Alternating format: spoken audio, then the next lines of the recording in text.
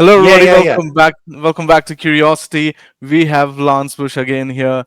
I've been waiting for this for a lot of months now, but and it's finally here.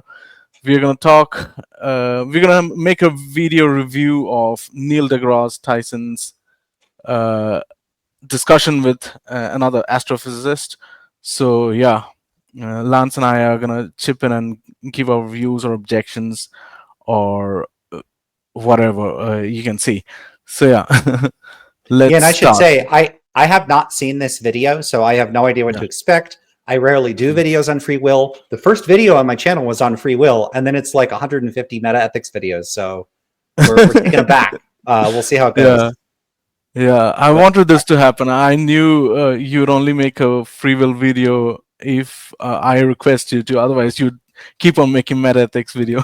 So yeah, I think it's a good thing, so that you can, well, diversify your topics to yeah, other topics. pretty narrowly. I do like 4 topics. It's like consciousness, free will, meta ethics, maybe like peer review stuff once in a while, and that's about it. Right, So right. who knows? Eventually, I'll have to get into something more esoteric, but we'll Yeah, see.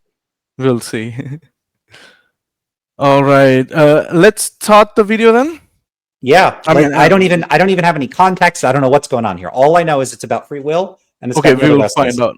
We'll find out. Charles, I want to compare notes Okay. on free will. Oh, one of my favorite things Isn't to ask it? about.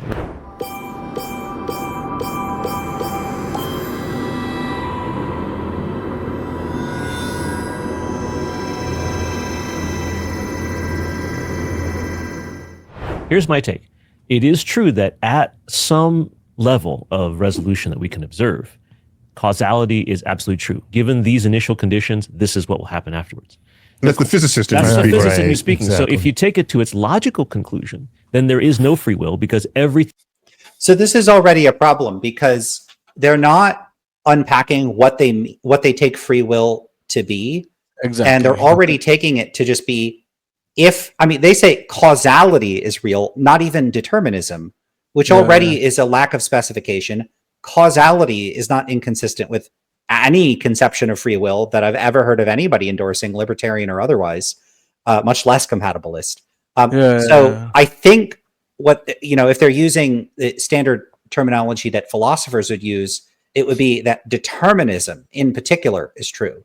And that would mean that given some antecedent set of conditions, all the events that follow would follow necessarily. But, Yeah, exactly. he's going to end up saying the term predetermined after this. And determined is a little different than predetermined. If you're using the term synonymously, why bother saying pre? If you're not using them if you're not using them synonymously, what do you mean by predetermined as opposed to determined? Exactly. So what you've got is a bit of slippage with the terminology here. Right, And this is one reason why it's important.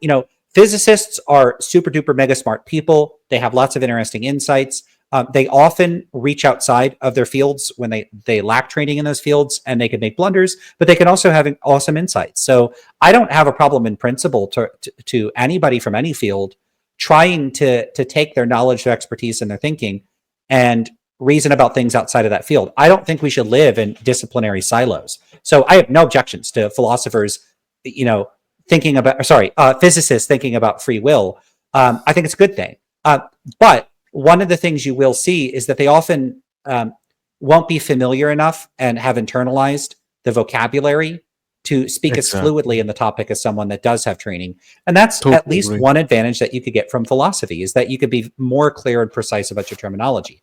Doesn't guarantee you're not going to say a bunch of goofy and silly things as a philosopher, but it does help. So we already have like causality or determined, predetermined or determined. The terminology here is not super clear. Exactly. But the main issue here is simply that there's at least 2 broad camps of perspectives on free will. You have libertarian free will, which is this incompatibilist view that treats free will as something that it would not be consistent. You couldn't have both that form of free will and determinism be true at the same time. It's got to be one or the other. And libertarians say this type of free will is true, that this type of determinism is, determinism is not true. Conversely, you have incompatibilists who say, yeah, determinism and free will, they don't go together. It's oil and water. And it just determinism is true, so we don't have free will. So you basically get views that say they're like oil and water, there's just oil. And then you get views that say they're like oil and water, it's just water. And then you get views that say, no, you could mix the two. You could mix them. And that's compatibilism, which you could see it's right in the name that free will and determinism are compatible. They are blowing right past that dispute, which is one of, if not the central dispute among proponents of free will, is the compatibilism versus incompatibilism dispute.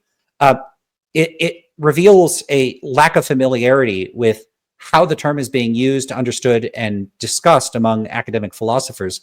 And that's a little frustrating because even if you think compatibilism isn't a viable position, you should still, I would think, frame the discussion in a way that acknowledges its presence, especially because the 2020 Phil Paper survey showed that compatibilism is the most common position among philosophers. I believe it was 56%. Whereas libertarian free will and no free will are like in the it's like 12 or 18%. They're like not very high. And then there's a bunch of people that pick other. So compatibilism is the most common position among people that study the topic like professionally, or at least are in the adjacent to studying it professionally. So sorry, I had a bunch of comments right out of the gate. You hit the bullseye there. And that's my objection to start off as well. So I've watched this video before, and the first objection that came to mind was that they've not started the video by defining the term free will and determinism. So they've not even defined free will. There are, like you said, there are different conceptions of free will, different definitions, compatibilist definition, and the incompatibilist definition. The determinism definition, or what should I say? No free will definition. Right. What is it? I'm sorry. Libertarian free will definition. Totally. I told you I'll forget the terms. Yep. The libertarian free will and compatibilist free will definitions. So yeah, and these two definitions are different, and they've not even mentioned that starting off the video.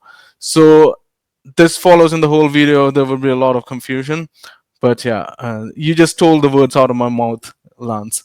I was about to say that. Yeah. Sorry. But yeah, that's going to be the main issue. And this is so common when I see people from a science background address the issue.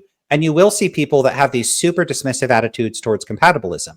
Well, people listening to this may not know what our positions are. So maybe we could say a bit about what our positions are. And maybe it would make sense for us to try to give some account of how philosophers use the term free will.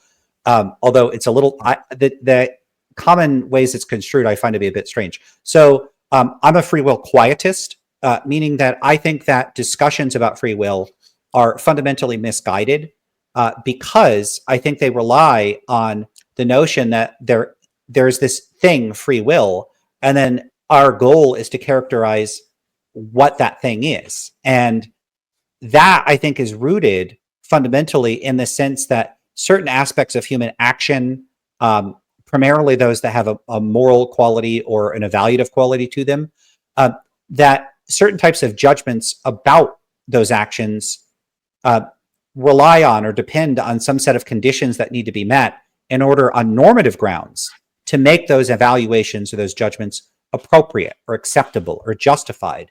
And then the whole dispute centers on what facts need to be true in order for those normative judgments to be acceptable. And I think that is a very weird way of approaching human action that entangles our metaphysical notions with things that fundamentally are actually aspects of human social behavior that don't require a deep metaphysical analysis for us to make sense of them. If I think somebody is being a jerk or is mean, I don't think that requires like strange metaphysics. I'm going to look at the reactive attitudes I have, the emotions I have in response to that person. My judgments about people are playing a role within like a social system, and there doesn't need to be any specific metaphysical construal. So I think these disputes are fundamentally misconceived from the outset. That characterization might make someone think that I would be inclined towards compatibilism. I'm not, but I also don't think compatibilism is like a silly view that you should just throw out in contrast to libertarian free will. So that's what I would say about my position on the matter. So I guess the very short summary would be, I don't think we have free will. but I'm not even sure that there's a substantive and meaningful concept for us to have a dispute about in the first place. All right, yeah, but you would agree that the ability to do otherwise is something that's non-existent, existent, Depends right? what you mean by do otherwise. The ability to do otherwise. Do otherwise, okay, I mean, yeah, I will have to dig a bit deeper there. Like the ability to do otherwise, such that that action is totally up to you and independent of nature and nurture or other external factors, or even internal ones that you don't relate to yourself. Yeah, well, I'd probably agree that you don't have the ability to do otherwise in that respect. That respect, yeah. So but I don't think that necessarily entails a commitment to determinism. Yeah, neither do I. So, yeah. But what about you? What's your perspective on free will? I'm a libertarian free will skeptic. I don't think, just like you are, we agreed on that, right? That's my perspective, that free will in the libertarian sense doesn't exist. And what's crucial here is that most of the folk, in folk psychology, most of the people have this sense of agency or autonomy or authority over their actions and decisions, which I'm a skeptic of. I don't think they have total freedom of the will, such that they are the sole agent of their particular decision or action that they perform. Yeah. Do you have anything to add there, or any objections to that? No, not really. A couple things I'll say is, if you haven't talked to Aaron Rabinowitz, he's a big proponent of moral luck, and that's a really cool topic that is adjacent to free will. And I find that stuff pretty interesting. Me too. So it's cool stuff. And then the other thing I'll just say is, in the academic literature on free will, at least in contemporary analytic philosophy, free will is often construed in a rather unusual way. It's something like the set of conditions necessary for an agent to be held morally responsible or to be held accountable and subject to praise and blame for their actions. It's very close, even in a non-moral sense, I guess you could say. Like, you couldn't really say someone did praiseworthy and beautiful art if they didn't do it of their own free will, or a person wouldn't be able to truly love someone if they don't love them of their own free will. So there's all sorts of actions and social things that humans can do that would, in a certain sense, lose their meaning, their justification, or would remove our justification for punishing, praising, blaming if we don't have free will, whatever that happens to be. And I just find that deeply unsatisfactory. I don't think there is some deep special set of conditions that need to be met for us to praise people, or I could praise someone because I feel like it. I could blame people because I feel like it.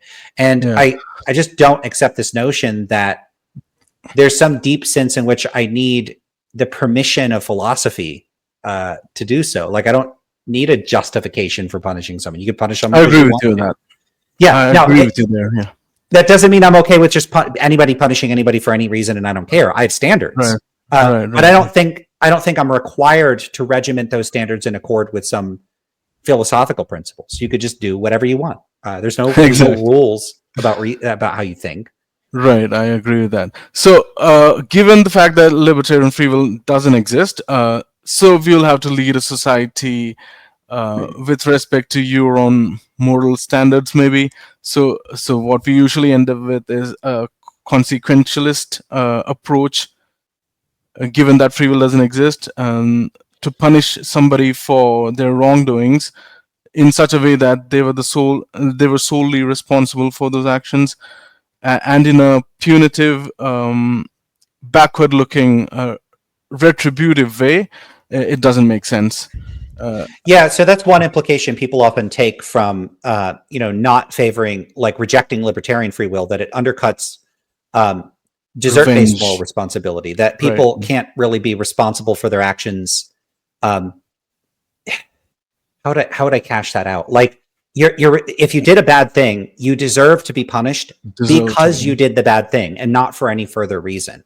And so if you undercut that sense of responsibility, then that could potentially, undermine certain conceptions of the justifications one would have for punishment. But Compatibilists, I don't think are restricted to consequentialist rationales for punishment. They could be a deontologist, they could be a virtue ethicist, they could have some hybrid theory. So if you're going to undercut desert-based responsibility, you got to go, straight for what, you have to undercut that either directly or indirectly. I don't think specifically rejecting libertarian free will is necessarily going to get that job done. Yeah, can you explain a bit more from the last couple of sentences that you said? Sure. Well, the reasons one has for punishment, if someone's not subject to desert-based responsibility, you could say you're only left with consequentialist reasons, but you don't have to be. You could just think that people should be punished because you don't like what they did, or you think people should be punished for the sake of because they did something wrong. They violated some deontological norm. So you're not like stuck with only a consequentialist rationale for punishing people, even if they don't have desert-based responsibility. You could punish them for a whole variety of reasons. Now, I don't know how many philosophers would endorse that. And maybe something about rejecting desert-based responsibility lends itself towards a kind of consequentialist rationale for punishment, but I don't think it like logically mandates it. So really, I think people could favor pretty much anything in the absence of libertarian free will, or even in the absence of free will altogether. Right, but usually governments or societies end up with a consequentialist rationale.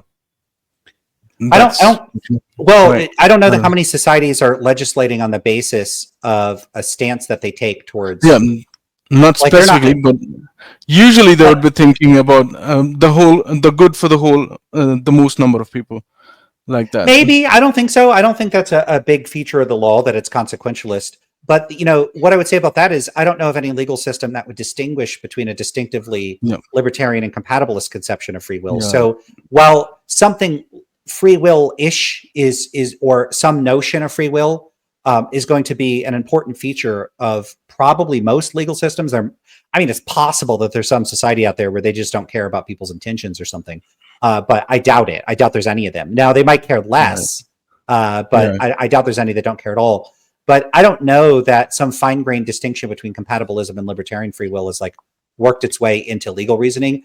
And I also don't know if those views are going to necessarily lead to practical differences in how people are treated. Because if you're a compatibilist, you might still think that the sense in which people are to be held accountable is one where people can be punished for the sake of being punished. I don't know of any particular reason why compatibilism wouldn't be compatible with a wide variety of different normative positions that one could potentially take. I totally agree with that.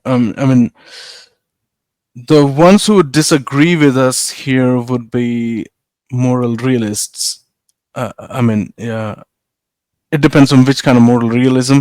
So what I'm thinking is that a naturalist, moral realist who thinks that well-being is the ultimate goal would like endorse a consequentialist approach. Do you get what I'm saying? Well, then you're just looking at the relation between one's commitments to other philosophical positions. Yeah, consistency in the philosophical positions, maybe. But yeah, so it's only recently after watching you and reading you that I became, you know that, right? 1.5 years ago or something is what I completely shifted from moral realism to anti-realism. And I've been thinking how it has changed my perspective on both morality and free will.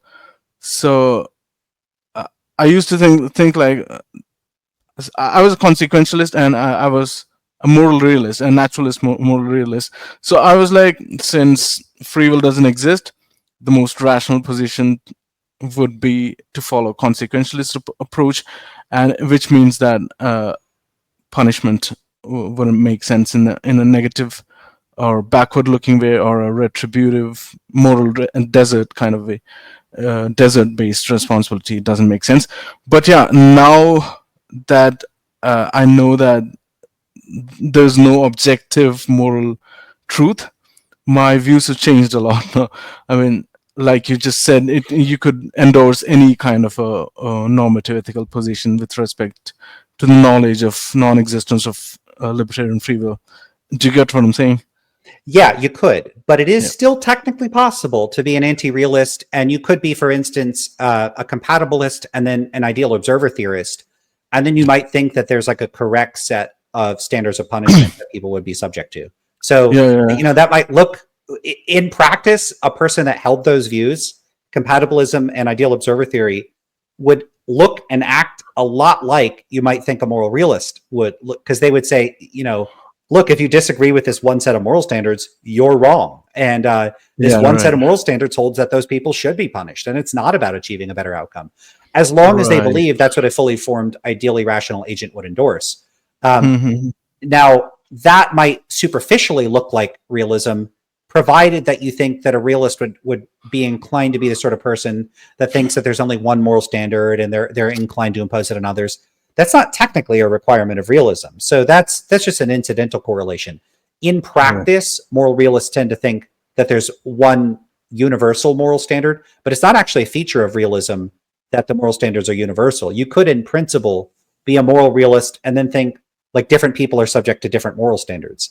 That would be weird, but you could do it. The example I like to give is it's a silly example, but what if you thought that there are these stance-independent moral facts, and then the set of moral standards that apply to you is based on like your astrological sign. So if you're like a Sagittarius or a Gemini, you're subject to different moral standards. Okay, that's still realism, but it would be a realist type of relativism. It'd be very weird. So people often don't keep the distinctions between the different features of these positions separate, and that can lead people to associating endorsement of a position with a particular stereotype or profile they have of the kinds of people that tend to endorse it in practice. You got to be careful about that. Yeah. I think we can go ahead with the video. Yeah. You don't have enough time, right? Yeah. Oh, 1 second. Where did the video go? Got to find it. Here it is. It is predetermined by things that Everything has an antecedent. whether you know it or not, something is causing it to happen. Something Right. thing That's that right. made It's that always going to happen. But there is also stochastic uncertainty in the universe. It's built in. There's randomness, there's unpredictability. Yeah. And so you have to ask, I think, if you're a physicist, what level of chaos actually affects you to the extent that you could actually make an instantaneous decision based on other stuff that's not necessarily in your past experiences or what you have just seen in your current environment. Right? But wouldn't all those past experiences and your current environment, despite the fact that if you're in Okay, so I think you just said that the future is predetermined, but there's also stochastic randomness. I don't understand how that's non-contradiction. I think that's a contradiction to say that the universe is predetermined, but there's also randomness. So I don't know what he's eventually going to end up saying. Is it randomness or is it determined? I mean, there might be imprecision in how he's speaking, or maybe you or I don't quite understand what he's trying to get at here. You could have like some type of chaotic system that maybe it's not predictable. Sorry? Yeah, not predictable, but then determined in the real determinism sense. Right. Yeah, it's deterministic, but you wouldn't be able to predict it in practice. So, right. We could take it back and look at precisely what he says, but there might not necessarily be a contradiction there. If someone's saying, look, there's going to be these processes that occur in the world, like natural processes, where they would look to you like a random number generator. You wouldn't be able to figure out the pattern, but in principle, something is causing them to be that way, and it's some necessary chain of causes. I think that's possible. I don't study this stuff well enough to even know if that's like the right way to think about it. But he might not be saying, hey, everything is determined, also some events are undetermined. That would be a contradiction. And I don't know that he's saying that. But when you hear some of those terms, it might imply some things are random. But I don't think he said random, did he? I think it said stochastic randomness. I think he used Did that he? term. Yeah. Maybe let's take it back. What Yeah. level of certainty in the universe? Precipitated the thing That's that right. caused the thing That's that right. made It's that always happen. going to happen. But Right. there is also stochastic uncertainty in the universe. It's built in. There's randomness, there's He unpredictability. does say randomness. You're right. Yeah. Yeah. So he does say randomness. So that seems like a problem. It's a Yeah. little weird to say that things are determined and random. And, So if you said they're determined and they're chaotic, or they're determined and there's uncertainty, that's what I was focusing on. Uncertainty is just an epistemic issue. It's just, I Right, don't know what's epistemic. going to happen. It doesn't mean it's not determined. But when Exactly. you say random, the other thing though is, if we want to be really charitable, there is a sense in which people use the term random, even though they would say, oh, well, technically it's predictable, but it's functionally random for epistemic reasons. So take like rolling dice or flipping a coin. Those are not really as random as they appear, right? Yeah. But they function like they're random. And so maybe that's what he meant, like non-determinate, not a anti-deterministic randomness, some determinism compatible randomness. Yeah, and let's see. But I don't think that's what he meant. He's talking about real metaphysical randomness itself. You might be To the right, core. in which case they're Yeah. just contradicting themselves. I'm Yeah, trying to be exactly. charitable here. If they So, are contradicting themselves, that's a bit That's a problem. unfortunate. The other Yeah. thing to note is that if your choices or your behaviors were the result of chaotic, uncertain, or random processes, nothing about that seems like it would give you free will. Like Exactly. if I was determined to, steal the cookie, and then you might say, oh, well, that's if you're an incompatibilist, you don't have free will. But if I randomly stole the cookie, how would I be any more responsible for doing that? Exactly. I was Than if it about were to say that. determined. I was about to So- say that as well. So it's already going to be a problem. Like indeterminism, randomness, and chaos are not going to get you. They're not going to solve these problems.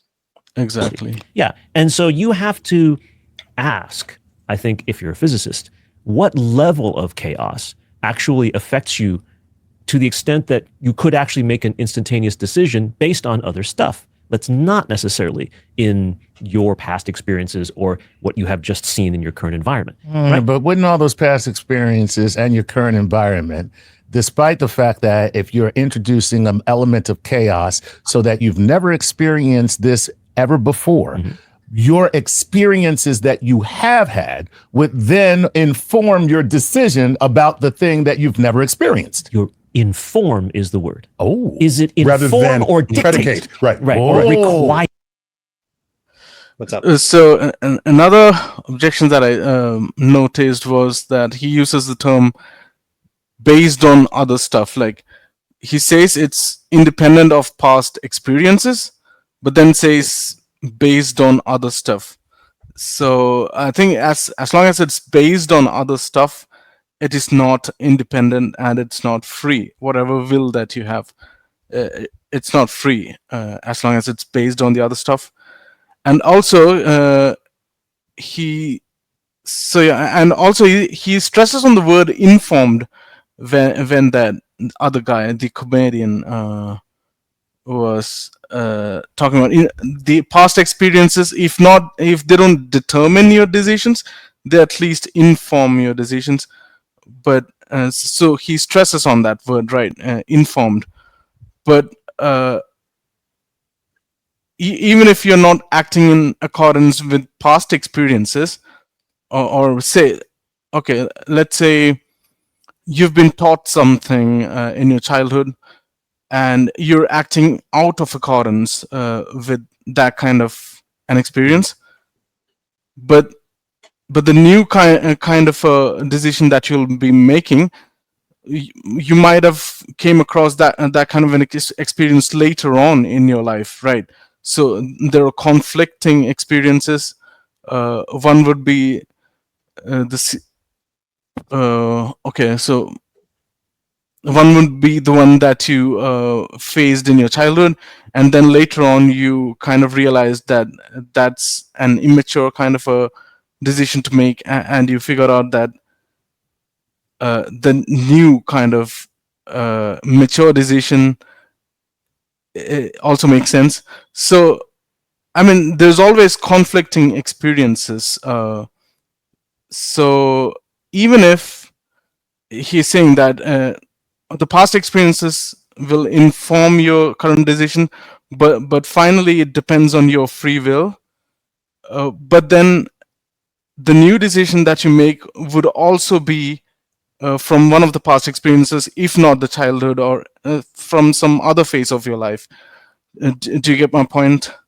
I think so. Yeah. I mean, so if you make all your decisions based on past experience, and then there's some chaotic or random thing that causes you to have new knowledge, new information, or new experiences, and then that somehow influences your behavior, why would we say that your actions aren't determined? Then you're still responding to whatever experience, knowledge, or information you have, arguably in a deterministic or law-like way. It's just that something abruptly happened. That it's not like if your decisions aren't based on your childhood experiences, that your actions are free. It would just mean that not all causes that determine your behavior have to be in the distant past. They could be Exactly. in the moment. Is that what you're getting at? Exactly. That yeah, you got it. Yeah, so that seems right. So yeah, I don't know I don't know what problem they think they're solving by pointing this out, if I'm understanding them. Right. But I'm not sure that I'm understanding them. So because they are approaching this without like the standard philosophical lexicon. So Very I have casually. to think, yeah, I have to, and that's fine. Like I don't like all the jargonization of philosophy, but Exactly. it does mean that, and in fact, because I'm more used to a lot of philosophy talk, I sometimes find that actually interferes with my ability to understand people that are not speaking in conventional philosophical terms. Kind of like if you're a mechanic and someone's describing a problem with a car and they don't know much about cars, and they're giving all this weird terminology that they're coming up with to try to communicate, and you're like, do you mean the carburetor or whatever? I don't know the parts of cars. And they don't know. And so it might sound a little confusing because you're kind of expecting someone to use like the standard terminology. And when they're not, it could take extra work to go, what do they mean? What do they mean? And I think I'm doing that a bit here. No, it's perfectly fine. Talking about cars, neither do I know a lot of car terminologies, so we're on the same boat there. I got to be careful. Someone in one of my last videos was a little frustrated at me always talking about how much I don't know things and how excited I seem to be about it. They're like, why are you encouraging and excited about your ignorance? And that's really stuck with me because I do look, I'm like smiling, like I'm happy. I'm happy. Yeah. I'm an idiot and I don't know how cars work. I'm not happy about it. I don't know what it is. It's but just something our about way of intellectual humility, I think. Yeah, I'm trying to performatively indicate that I'm very intellectually humble in order to cover for the fact that I'm incredibly arrogant and think that I know everything. Possibly so. Yeah. That's good. So, but don't let anybody know that. All right, we ready for a bit more? Yeah, sure. Yeah, and we're going to run out of time, so we're going to have to do a part 2. Yeah, we'll have to do a part 2, but I'm happy to do that. Yeah. As No, long, it's all good. because it's with you.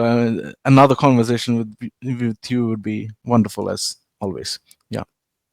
You are You very good can- at saying flattering things. No, I just state the facts. Okay, Oh my because gosh. facts and truth are what matter to me a lot. Facts and Anyway. truth. That's Yeah. what we bring to our channels. In All our right. channels, yeah. Lance, do not hesitate to tell me whenever you want to go. All right. We Yeah, can I'll let stop you know. there. No worries. All right. And don't forget to Let's send me go. the video after recording. Yeah. Higher, Oh. right? That's the thing. Oh. Yeah, let's say you're in a room with a whole bunch of audience members. You tell a joke. Right. It falls flat. In that moment, you have many things you could do to turn it into a laugh point. True. Right? You hear silence and you'd be like, oh, that was good. And then everyone laughs. Or, so you make some Or sort is of this mic comment. on? That's right. the old one. Right. What do you do? Do you have the freedom to choose one of several choices that you had designed from your past, that you prepared to deal with that eventuality? Or is the choice made for you already? But if he was less experienced, he might not dig out of that hole. Yes. Yeah, what's up? I'm sorry. So this brings me back to he gave an example of a comedian, right? So his comedy falls flat, and he has a choice between acting awkward or covering it up with another joke. All right. So what I was thinking is that there could be different experiences that he had. So maybe his childhood was a bit serious, and it's possible that if that's the case, then after that failing of the first joke, he wouldn't be able to, cope up with that awkwardness, and he would falter, and the comedy would be ruined. That's one possibility, and maybe that's his childhood. All right. So the childhood experience is like the serious experience, and then later on in his adulthood, he kind of realizes that that awkwardness doesn't make sense. Just shrug it off and brush it under the carpet and produce new jokes or something. So maybe he got that experience later on in his life. So it's not necessary that you're doing that with your free will.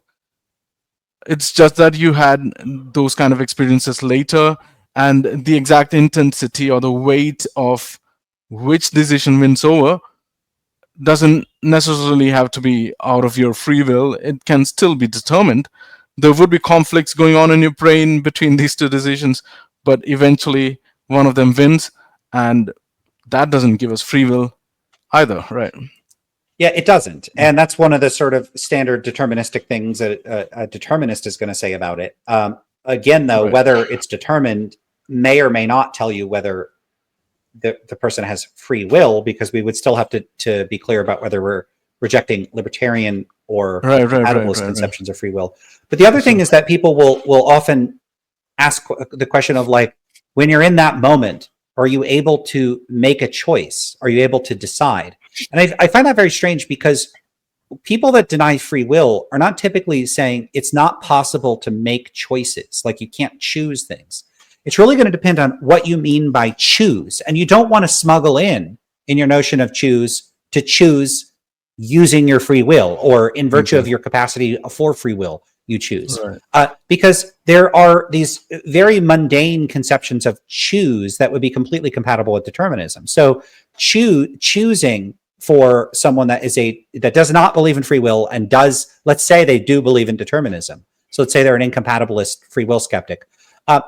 Why would they say that we don't choose? So here's one way of construing choose. This happens when an agent considers a range of alternatives, selects one from among them, and acts on that selection. Now, like your computer can do that. You could ask the computer, like, hey, pick one of these 5 things, and then carry out the process. And it has some algorithm, and it does it. It's making a choice functionally. And that would be, I think, a perfectly reasonable way to use the term choice. And it has nothing to do with free will, like one way or another. So I'm neither making this point to reject or like reject free will, or to defend free will. It's just that sometimes people talking about free will seem to think that if you deny free will, well, I don't know what they think you think people can do or not do. If they think that means, like, you can't, like, when you get to a fork in a road, you're unable to choose. That would be really weird. And notice the phrasing. I think they said something like, the choice is made for you. Not believing in free will doesn't mean your choices are made for you. It means that you make choices, and those choices are determined. Like what causes you to choose X over Y would be some antecedent set of conditions. It doesn't mean you don't choose. The choice is made for you. It's not like, if you don't think there's free will, that whenever a person like selects an item to eat on the menu at a restaurant, or whenever they decide, like whenever I have to be careful about the words, whenever they end up going for a walk, that they didn't choose to go for a walk. Because if that was the case, imagine how that might work. Like, you see a person walking and they're like, I didn't choose this. And they just keep walking by. No, you'd be like, hey, did you choose to walk? They'd be like, yes. You're like, hold on. We don't have free will. The determinism is true, and we don't have free will. All your actions are determined, and we don't have free will, so you didn't choose to walk. And they're like, no, I'm currently choosing to walk. That's what I want to do. Now you could cash out that person's actions in compatibilist free will terms if you want. Like, if the person identifies with the decisions they make, you could say that's what compatibilist free will is, but you don't have to. You could say, yeah, that person is making choices and they don't have free will. So this idea that free will is like if you deny free will, people can't make choices. It's very strange. I don't know why people say that. Yeah. Totally agree there. effectively or efficiently. Exactly. But if you've been in 100 cases where you had a joke bomb, Right. you have data on how to pull out of it. Exactly. So statistically, you have a chance of getting people And it to happens smile. instantaneously. Right You in don't the even moment. realize that it's happening. It's in the you know? moment. So But it's in the yeah. moment. Right. Did you have free will to not?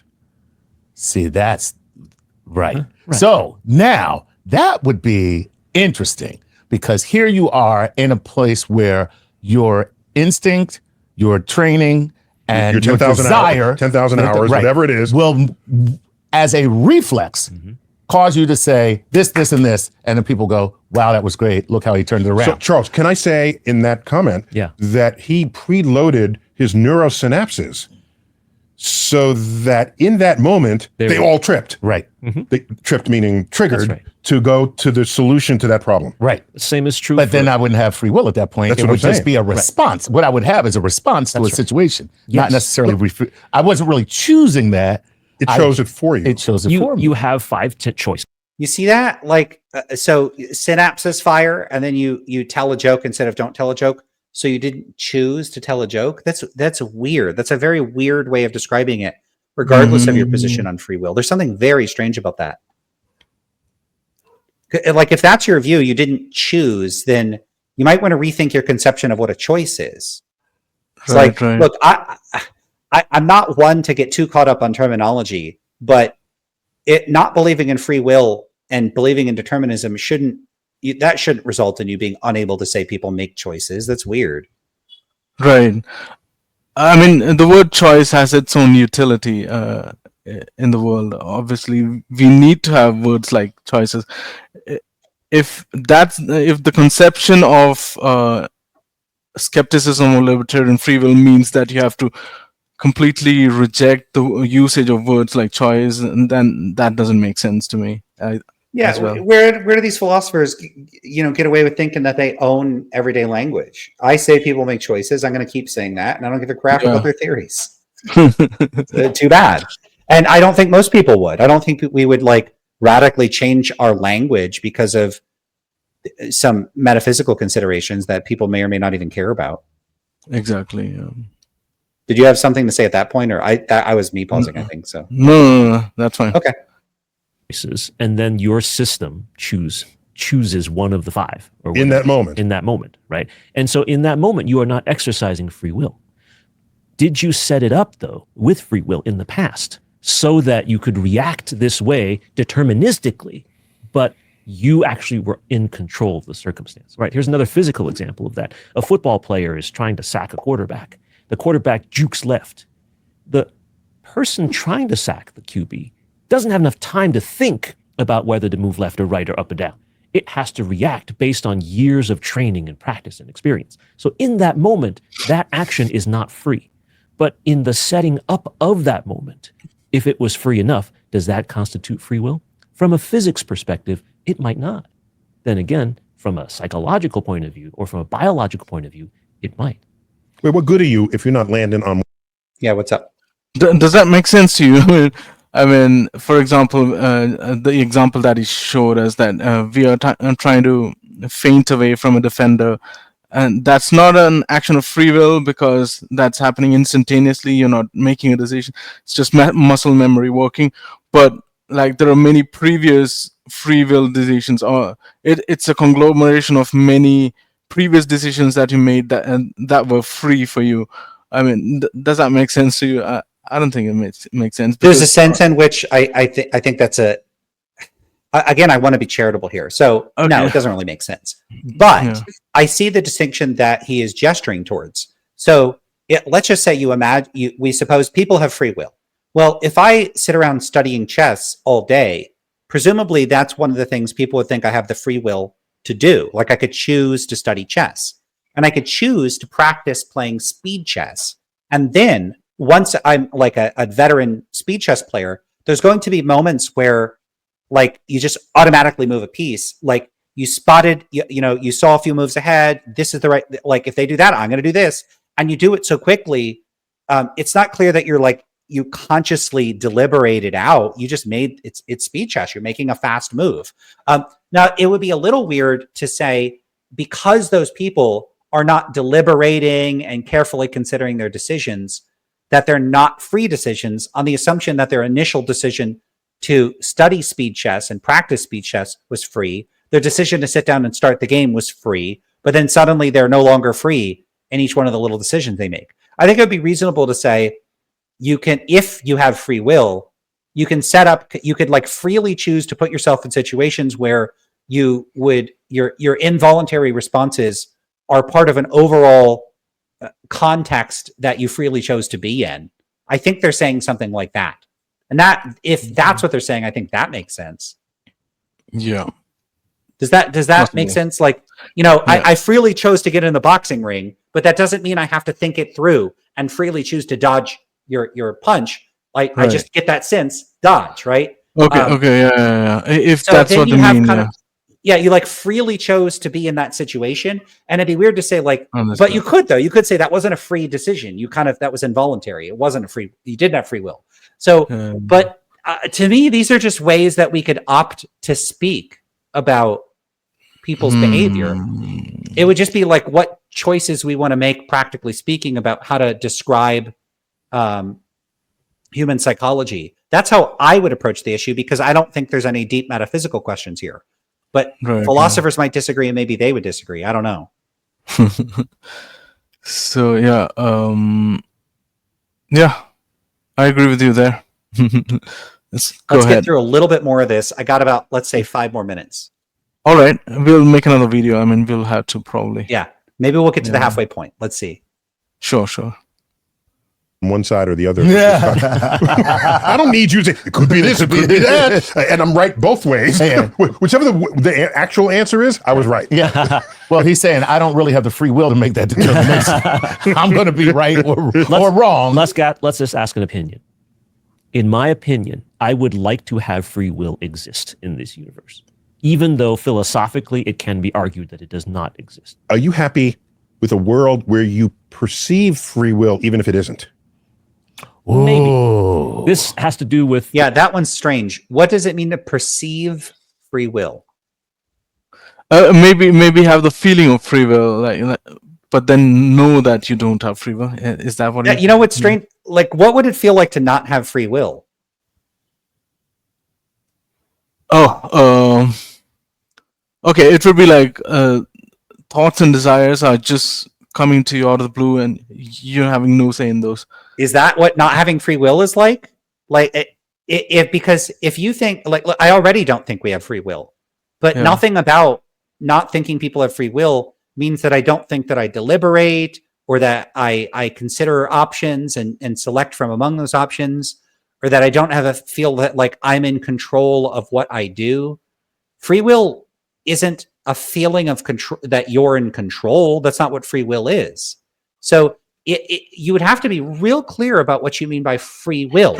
So if free will is like a metaphysical notion about the relation between like human agency and some notion of desert-based moral responsibility, that's not something you experience. You experience like voluntary control. That's not free will. So I experience a sense in which I feel like I could choose to move my arm. I don't like look at my arm moving and go, ah, what is happening? It's doing whatever it wants. Like I don't like, I'm walking down the street and I'm like, I can't control it. Ah, like that's not what rejecting free will would lead you to think you would experience the world like. So I don't think if we don't have free will that this would necessarily entail any particular set of experiences. So this idea of perceiving free will just strikes me as weird. I don't know if you have thoughts on that. Okay, so one thing that I learned from Sam Harris is that when we meditate, right, so you can kind of break through the illusion of free will, that subjective feeling of free will, in that whenever thoughts are arising in your consciousness, you're able to see the thoughts as what they are, just thoughts arising in consciousness, rather than you appropriating those thoughts, or kind of being in control and creating those thoughts consciously. So the feeling of not having a free will probably feels like that, like you just bombarded with thoughts and desires, and you're just acting in accordance with it. You're just being conscious of it and witnessing those thoughts and desires, but you're not in control of it. And you're able to feel subjectively that you're not in control of it, in such a way that you don't know the background causes of why those decisions came, why this decision and not some other decision, or why this decision in particularly this amount of intensity and not some other intensity, right? So that's probably the feeling of no free will, how it would feel like subjectively. So yeah, I have had certain moments like those after I've meditated, or maybe after I've been high on substances like marijuana. So yeah, I have had those feelings sometimes. So I can feel it. Like once I had magic mushrooms as well, psilocybin mushrooms, and I completely lost this sense of self, and it feels like one with the universe, like that. Yeah, I'm not sure whether you have had such experiences. Have you tried substances, or have you done meditation or something? Yeah, I've done meditation. Not really the substances stuff. I'm pretty boring on that front. Okay. Or at least not in a way that has resulted in like total Profound dissociation or experiences. anything like that. Yeah. So nothing too extreme. But then as far as meditation, I'm very critical of Sam Harris, but I do think that he's said some pretty good stuff about meditation. His book on meditation, I actually think, is quite good. Again, in spite of the fact that everything You've read that? Yeah.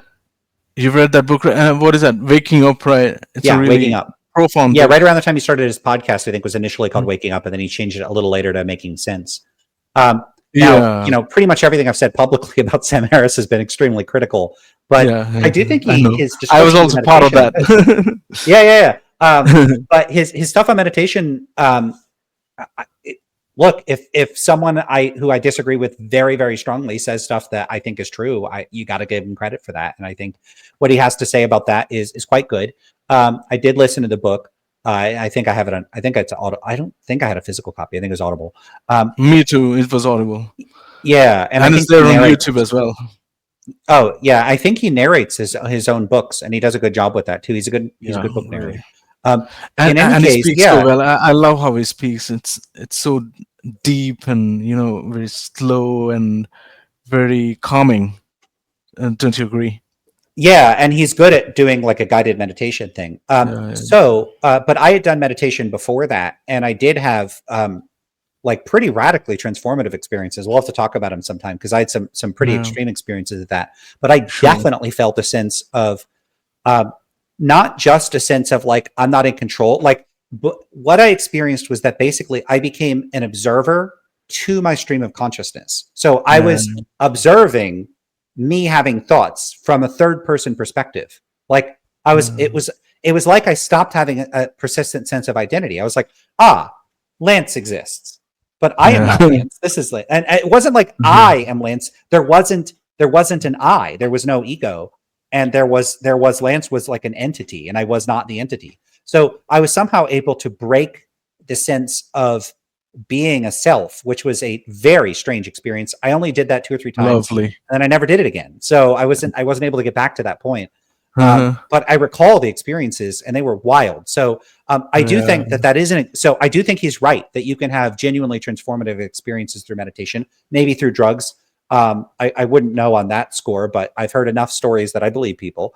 But I don't think that's an experience of not having free will. I think it's experience of lack of a sense of self, or a lack of a sense that you are in control of your actions. I see those as distinct from a sense that you don't have free will. I don't think that's a thing, like a sense of not having free will. Okay. So Sam Harris usually says that. Yeah, Sam Harris usually says that these two are two sides of the same coin. Lack of self and lack of free will, both are two sides of the same coin. We can use interchangeably. But yeah, I also agree with you that we can differentiate between these two kind of feelings, the illusion of free will as well as the illusion of self. I mean, it's easier for me to, have the sense of lack of self rather than lack of free will. So I'm more grappled by the lack of free will, the sense of lack of free will, I mean, I'm more grappled by the sense of free will than I am by the sense of self, existence of self. So yeah, it's easier for me to dissociate the sense of self, but free will, it's really absorbed into my psyche. I hope that Okay, makes fair sense. enough. Yeah. All right, I am going to have to wrap it up there. I'm very Oh, sorry is about it? that. Oh, damn! I don't want to leave So you. yeah, no, we Like got that. we got to get going. At least we hit about an hour. So, but Yeah. I do have to get going. So let's pick this up again, and we'll just wrap it up there if that's fine with you.